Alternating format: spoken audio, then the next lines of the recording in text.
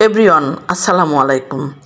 সামনে পয়লা বৈশাখ উপলক্ষে দুর্দান্ত স্বাদের রেসিপি প্রাণ ঠান্ডা করার মতন। আমরা সবসময় তো ভর্তা, ইলিশ, পান্তা খেয়ে থাকি। একটা নতুন রেসিপি দেখি না কেন, অবশ্যই এই গরমে ঠান্ডা হয়ে যাবে মন প্রাণ সে রেসিপি। চলেন ফুল ভিডিওতে চলে যাই।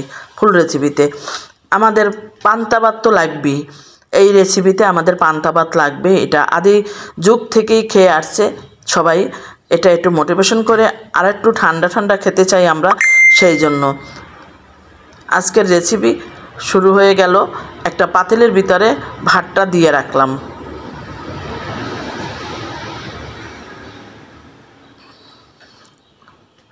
আগের দিন রাত্রে ভাত রান্না করে সেই ভাত কিন্তু দিয়ে রাখতে হবে। গরম ভাতে পানি দিলে কিন্তু এটা হবে না।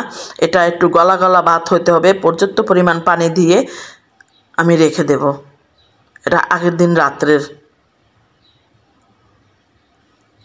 যে রাত্রে ভাতটা খেয়ে বেঁচে গেল সেই ভাতটা কিন্তু আমরা রেখে দিয়ে এভাবে করতে পারি। 2টা কাঁচামরিচ দিয়ে দিলাম, দিয়ে ঢাকনা দিয়ে সারা রাত্রের জন্য রেখে দিলাম। পরের দিন সকালবেলা আমি এই রেসিপিটা করব, সেজন্য আসলাম। ভাতটা কিন্তু একদম ভাতের পানি সহকারে টুপটাপ্পা হয়ে গেছে। এখন আমি কি করি দেখেন, একটু কাঁচামরিচ, পেঁয়াজ, তারপরে লবণ, যেহেতু আজকে আমি দই পান্তা বানাবো, দই পান্তা, এটা কাঁচা দইয়ের সাথে 1 চামচ চিনি দিয়ে নিয়েছি ব্যালেন্সটা নেওয়ার জন্য। এখন দইটা দিয়ে দিলাম। যেহেতু মিষ্টি দই থাকলে আর চিনি ব্যবহার করতে হবে না। ভালো করে কষলায়ে কষলায়ে কিন্তু এটা দোবাঙ্গা করে দিতে হবে। একটু ধৈর্য ধরে দেখেন। এর 1 গ্লাস বা 1 বাটি খেলে সারাদিনের ক্লান্তি দূর হয়ে যাবে আর মনটাও চাঙ্গা হবে।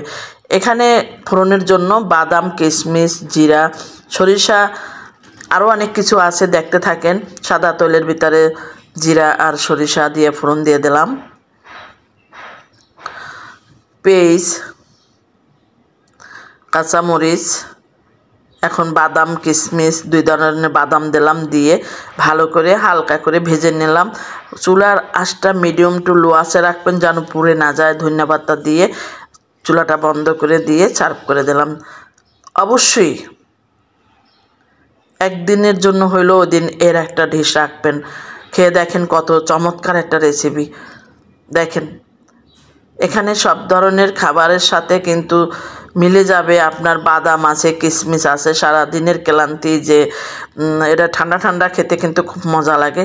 দেখেন, যে বন্ধুরা দূরে আছেন তারাও কিন্তু দেশের বাইরে যারা আছেন তারাও কিন্তু এই রেসিপিটা করে নিতে পারেন। নতুন ইউনিক রেসিপি। আমি খেতে খেতে চলে গেলাম। আজকের মতন বিদায়।